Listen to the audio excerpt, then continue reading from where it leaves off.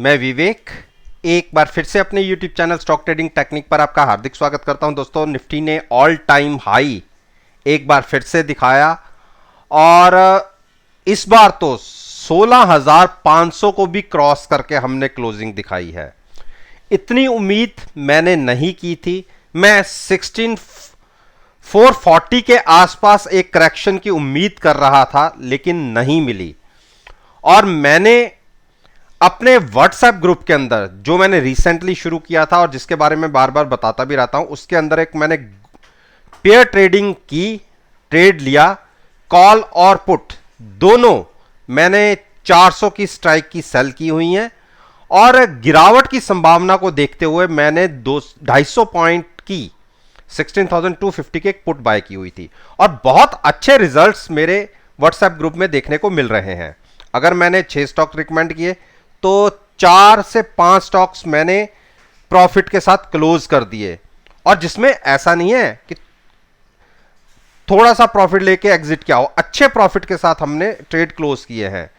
और क्योंकि results expectations को देखते हुए मैंने कुछ ट्रेड लिए थे और उम्मीदों के हिसाब से उसी हिसाब से उसके रिजल्ट्स मिले और जो रिएक्शन था स्टॉक्स का उसी तरीके से रहा, जिसमें अशोका लेलैंड में अच्छा शॉर्ट साइड पे पैसा बना, हीरो मोटोकॉर्प में लॉन्ग साइड पर पैसा बना, सिप्ला के अंदर लॉन्ग साइड में पैसा बना इंट्राडे के अंदर ही।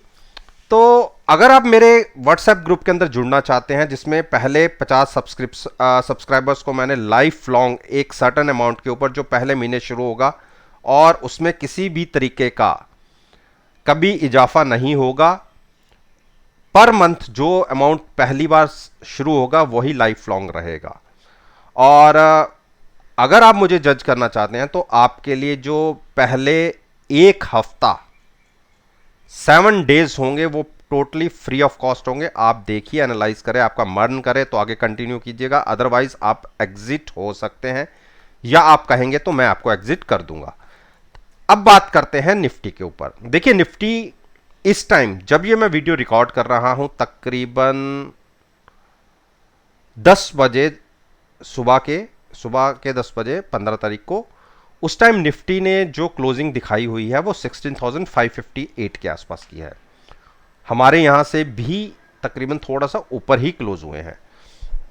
तो अब यहां से करना क्या है, पहले तो निफ्टी का आरएसआई लेवल देखते हैं। देखिए, आरएसआई लेवल 76 है। ऐसा नहीं है कि यहां से एकदम से करेक्शन आ जाएगी, लेकिन हाँ, ओवरबॉट जोन के अंदर एंटर कर चुका है, तो मैं पॉसिबिलिटी की बात कर रहा हूं, करेक्शन की काफी बनती है। तो अगर आप ट्रेड लेना चाहते हैं, थोड़ा सा रिस्क केवल उतना ही होगा जितना आप ऑप्शन के अंदर प्रीमियम पे करेंगे हेजिंग के लिए। केवल उतना रिस्क अगर उठा सकते हैं तो 16,500 मेरे हिसाब से सफिशिएंट प्राइस है यहां से एक शॉर्ट पोजीशन लेने का, जबकि मुझे पता है कि मैं एक बढ़ते हुए इंडेक्स को शॉर्ट कर रहा हूं। आप मुझे कहेंगे कि तेजी वाले स्टॉक को आप शॉर्ट कर रहे हैं, बिल्कुल हाईली रिस्की ट्रेड होगा। मैं आपसे कह रहा हूं कि हाईली रिस्की ट्रेड होगा, लेकिन रिस्क केवल उतना ही है जितना आप ऑप्शन के अंदर प्रीमियम पे करेंगे हेजिंग के लिए। ट्रेड आपको फ्यूचर्स के अंदर लेना है, तो ये एक स्ट्रेटजी रहेगी। हां, इसके ऑपोजिट मैं आपको बता देता हूं, 16,275 एक स्ट्रॉन्ग सपोर्ट भी है। तो जिसको केवल 200-250 पॉइंट के लिए अगर कोई शॉर्ट साइड पोजीशन लेना चाहता है तो आप शॉर्ट ले सकते हैं। मैंने तो पेयर 400 का सेल करा हुआ है, जिसमें मुझे 166 रुपीज का प्रीमियम मिला है दोनों साइड पर, और साथ में मैंने नीचे हेज अपने आप को 35 रुपए देके किया है।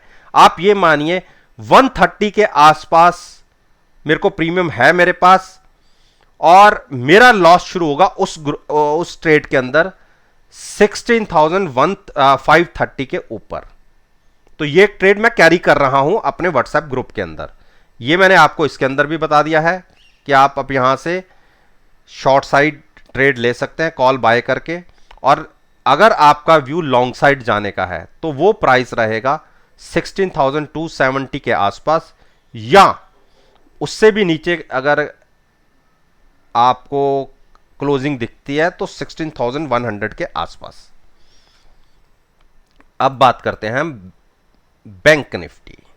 देखिए बैंक निफ्टी में मैं पीछे कई बार आपको कहता आया हूं कि बैंक निफ्टी एक रेंज बाउंड है। आप देखिए मैं पिछले अगर 8 दिन की बात करूं तो एक जो प्राइस बन रहा है अब 36,265 के आसपास का, रोज उसको छूता है, उसके नीचे उसके आसपास क्लोज देता है। तो धीरे धीरे धीरे धीरे करके इसने 35,900 से 36,300 तक की जर्नी कंप्लीट की है। और नो डाउट अभी जो क्लोजिंग आ रही है अच्छी क्लोजिंग है। क्लोजिंग वीक कहां से होगी? अगर 35,850 ब्रेक करके हम क्लोज दे देते हैं, वो क्लोजिंग वीक क्लोजिंग होगी। लेकिन जब तक 35,900 के ऊपर है, घबराहट नहीं होनी चाहिए। अगर छोटे से रिस्क के साथ, छोटा सा रिस्क केवल ऑप्शंस के प्रीमियम का हैजिंग के लिए जो यूज करेंगे उसको आप ले सकते हैं, तो बिल्कुल लॉन्ग में रह सकते हैं। 36,500 का टारगेट है, उसके ऊपर अगर जाता है तो हो सकता है कि आपको 3700 के टारगेट भी दिख जाए। रीजन क्या है कि जब निफ्टी ने 37,800 के टारगेट जो पहले लगाए थे, उस टाइम निफ्टी अंडर परफॉर्म कर रही थी और निफ्टी उस टाइम हार्डली आप मान के चलिए 15,100 200 के आसपास थी। और वहां से देखिए निफ्टी ने तकरीबन 1000 की जर्नी शुरू कंप्लीट कर दी है, 1000 से भी ज्यादा की। और बैंक निफ्टी अभी तक उसी प्राइस पे नहीं आया, वहां से भी 1600-1700 पॉइंट नीचे है। तो अगर बैंक निफ्टी को और निफ्टी को ऊपर खींचना है तो बैंक निफ्टी चलेगी ही चलेगी। तो इसीलिए मैं इसके अंदर भी हैजिंग कहते हैं कि कोई भी ट्रेड लीजिए, लॉन्ग साइड का लीजिए, शॉर्ट साइड का लीजिए, लेकिन अगर आप केवल और केवल ऑप्शंस बाय करके ट्रेड करेंगे तो पहले तो प्रीमियम की एडजस्टमेंट होती है, उसके बाद आपके प्रॉफिट शुरू होते हैं। और आपका सबसे बड़ा दुश्मन क्या होता है? आपका टाइम। जैसे जैसे आपका टाइम बीतता जाता है, स्टॉक चाहे मूव करे ना करे, लेकिन आप नुकसान में जाते रहते हैं। तो मैं आपसे क्या कहता हूं कि आप हमेशा ट्रेड कीजिए फ्यूचर्स के अंदर, हैजिंग करिए ऑप्शंस के साथ। यानी फ्यूचर अगर परफॉर्म करे तो आपको इमीडिएट पैसे मिल जाए, और रिस्क तो वैसे भी आप पूरा पूरा ऑप्शन प्राइस का उठा ही रहे हैं, तो उस केस में भी आपका ऑप्शन का रिस्क पूरा उतना ही होता है जितना आप ऑप्शन के अंदर ट्रेड कर रहे हैं। लेकिन एडिशनल बेनिफिट ये हो जाता है कि फ्यूचर आपको अनलिमिटेड प्रॉफिट देने की सूरत में बैठा होता है। और स्टॉप लॉस के साथ ट्रेड करेंगे तो जहां स्टॉप लॉस हिट हुआ आप स्टॉक से बाहर हो गए, लॉस बुक हुआ, उसके बाद आपकी कोई पॉसिबिलिटी नहीं है कि आपकी ट्रेड के अंदर बने रहें। अब बात करते हैं रिलायंस की। रिलायंस ने देखिए क्या कहा था आपको मैंने, 2110 के आसपास लॉन्ग रखिए, और लॉन्ग रखा जिसने उसको आज फायदा हो गया। लेकिन एक चीज का ध्यान रखिएगा, 2160 के आसपास इसको हर्डल भी मिलेगी। अब मैं इस लाइन को जो ये पहले थी, मैं इसको थोड़ा सा और एक्सटेंड कर देता हूँ, आपको समझने में थोड़ा सा आसानी रहेगी। तो आप ये देख के चलिए कि ये जो सपोर्ट थी 2125 की, अच्छी सपोर्ट निकल के आएगी, और अभी ट्रेड क्लोजिंग हुई है उसके ऊपर। तो 21260 एक रेजिस्टेंस भी है, इसके ऊपर जाता है तो आप देखिएगा 50 पॉइंट्स आपको कितनी तेजी से मिलेंगे। 2210 तक के टारगेट्स आपको देखने को मिल जाएंगे। तो जब तक स्टॉक 2105 के ऊपर है, बिल्कुल लॉन्ग में बने रह सकते हो, जिसको ऐड करना वो भी कर सकता है।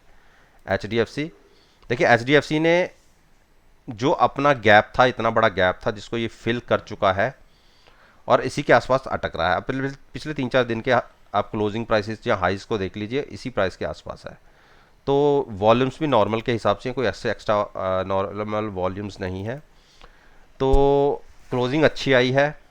जब तक स्टॉक 1495 के ऊपर है, बिल्कुल आप लॉन्ग में बने रह सकते हैं। लेकिन जो हमने यहाँ से, आप सभी को पता होगा कि 1420 के आसपास से हमने एक लॉन्ग बनाया था, उसके बाद हम ऊपर जाके एग्जिट हो गए थे। तो हम तो बहुत अच्छे 40 से 45 रुपए प्रॉफिट में निकले थे, जो हम पिछले महीने हमने लॉस में पोजीशन को शिफ्ट किया था। वो सारा लॉस कवर हुआ, उसके बाद 45-47 रुपए के प्रॉफिट में आए। अब हम करेंगे क्या कि अभी हमें इतने ऊपर के लेवल पे नहीं बाय करना, जहाँ तो हम यहाँ पर आएंगे 1550 के आसपास, तो यहाँ से शॉर्ट बनाएंगे, या गिरावट गहराती है तो एक बार सोचेंगे 1475 के आसपास लॉन्ग जाने पे, तब तक हम वेट करेंगे। इंडस बैंक ने गिरावट दिखाई है, लेकिन अभी हमें इसे लॉन्ग नहीं करना, हमें और देखना है। एक बेरिश क्रॉसओवर बनने की पॉसिबिलिटी हो रही है, 1000 के भी नीचे जा सकता है स्टॉक, 1025 के आसपास की क्लोजिंग है। हम इसको डिप पर बाय करेंगे, जैसे हमने यहां से 2 पोजीशन कैरी करी थी 975 पर। तो एक बार और गिरावट गहराती है तो हम नीचे इसको ऐड करेंगे, शॉर्ट में पार्टिसिपेट नहीं करेंगे। HDFC, देखिए HDFC को मैंने अपने व्हाट्सएप ग्रुप के अंदर शॉर्ट पोजीशन ली है, और वो भी कैसे, नेकेड पोजीशन नहीं है। इतनी बड़ी जो आपने मूव देखी है, यहां का कंसोलिडेशन फेज चल रहा था, उसके बाद एक मूव ऊपर देखिए, हो सकता मैं गलत भी साबित हो सकता हूं, ऐसा कुछ नहीं है। लेकिन क्यों मैंने सेलिंग पोजीशन ली आपको मैं दिखाता हूं। आप देखिए, जब स्टॉक 70 की RSI के आसपास आता है, यहां जरूर ऊपर गया है, जब 70 की RSI के आसपास आता है तो इसमें एक करेक्शन देखी जाती है। तो 70 की RSI थी, तो मैंने 2698 पर अपने व्हाट्सएप ग्रुप के अंदर फ्यूचर्स को सेल किया है, और इसके साथ मैंने कॉल बाय की है 2700 की, और शायद वो मैंने बाय की है 36 या 38 के प्राइस में, मुझे इतना अभी ध्यान नहीं है। और इसमें मेरा मैक्सिमम पूरे महीने जो मैक्सिमम लॉस हो सकता है, वो जो प्रीमियम मैंने पे किया है और जो 2 रुपए नीचे मैंने फ्यूचर्स को सेल किया, यानी 40 रुपीज मैक्सिमम लॉस का घर है मेरा पूरे महीने इस ट्रेड के अंदर। लेकिन प्रॉफिट पॉसिबिलिटी देखिए क्या है,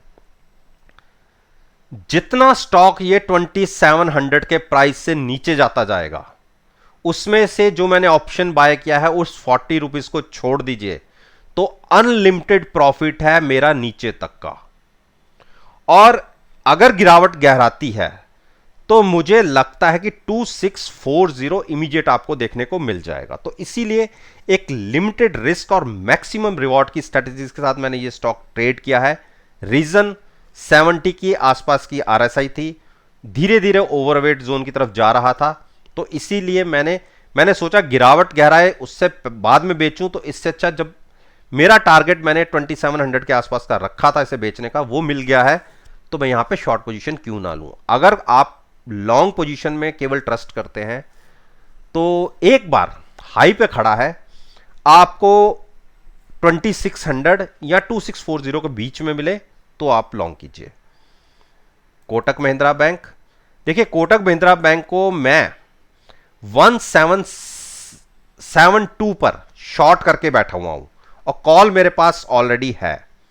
मेरा रिस्क केवल कॉल के प्रीमियम का है, और मैं हमेशा एट द मनी कॉल और पुट ही बाय करता हूं। रीजन, मैं एक्स्ट्रा लॉस लेने की, थोड़ा सा प्रीमियम बचाने के चक्कर में एक्स्ट्रा लॉस के लिए कोई एफर्ट नहीं करता कि मुझे और एक्स्ट्रा लॉस मिल जाए।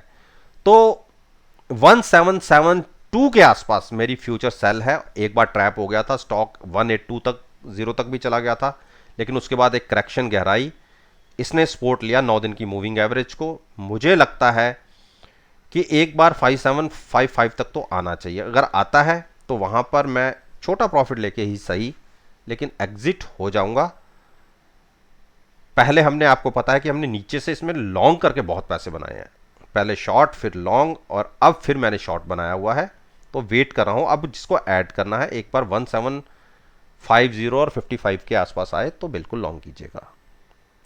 ICICI बैंक, देखिए ICICI बैंक को हम वेट करेंगे लॉन्ग करने के लिए, 687 के आसपास आए तो हम लॉट करेंगे। एक बेरिश क्रॉसओवर बन गया है, एक बेरिश क्रॉसओवर कंफर्म हो गया है, आप ये देखिए, तो एक बड़ी गिरावट इसके अंदर पॉसिबिलिटी बन रही है।